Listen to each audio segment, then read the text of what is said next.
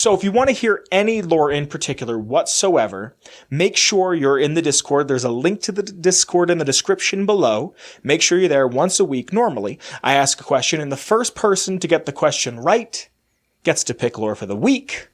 And this week's lore is on the 188 trading post.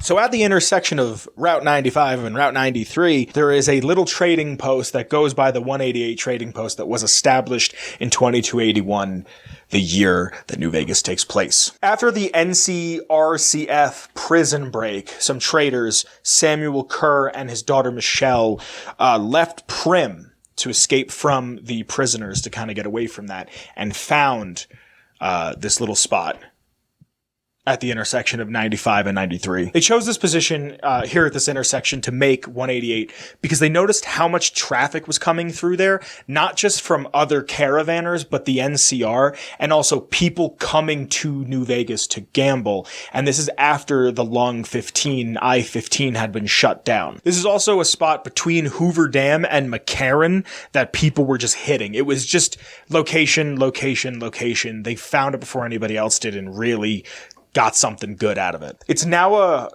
hub for commerce for NCR citizens, for merchants, for soldiers. Like I said, pretty much everybody who's trying to make their way to New Vegas. Gun runners, which I didn't know this. I haven't spent a ton of time in 188, to be completely honest. I go there for one reason, to get Veronica, and then I dip, because that and a character who I want to talk about in a little bit. I don't really ever go there, but the gun runners have a shop there. There's also another merchant. I kind of will get into the other shops that are there in just a moment.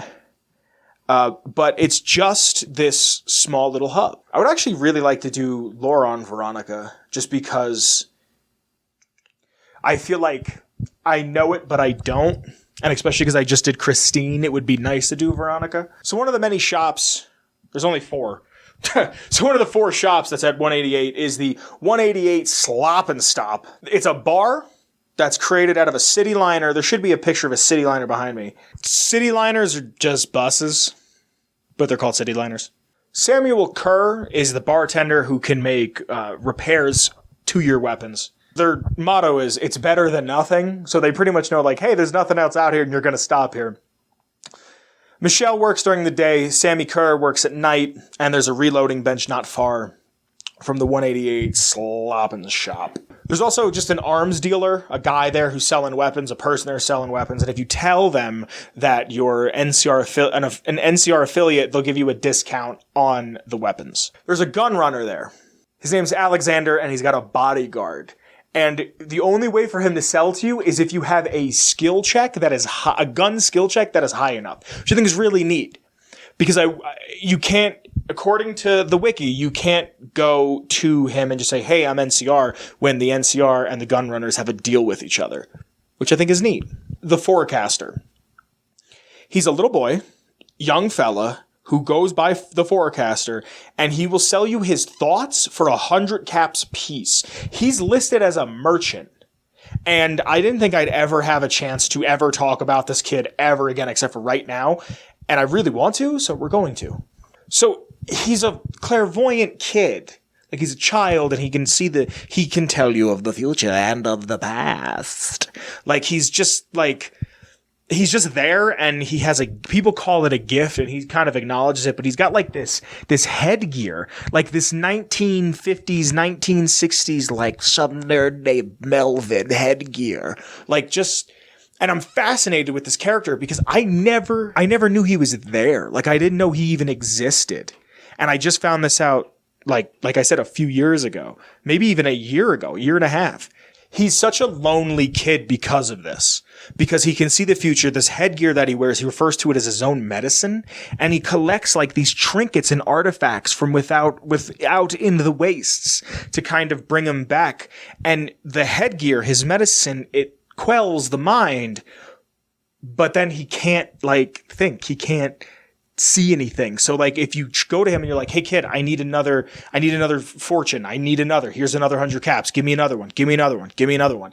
He gets severe migraines. In the interest of the loneliness, you can ask the kid, the Forecaster, why are you all alone? And he says, because his parents died a few years ago, and he can only see them when he takes off his medicine, when he takes the headgear off, is the only time he can see these people. He's the only time he can see the memories.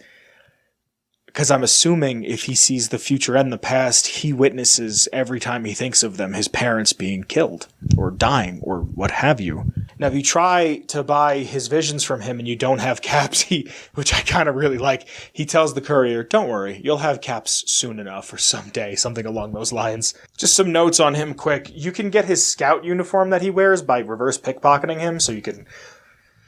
That's cool. So behind the scenes, this is directly from the wiki. This says, the Forecaster was designed by Joshua Sawyer and written and scripted by John Gonzalez. Sawyer was inspired by the experiments of the cathedral in Fallout and the concept of psychers. He also... Well, that's right. They did wear psycher helmets. He also wanted the first child the player would likely meet to be friendly and helpful. Sawyer later stated that he somewhat regretted going a little over the edge with the writing. And he's referred to as Clay in the dialogue script notes. That's odd. That's neat.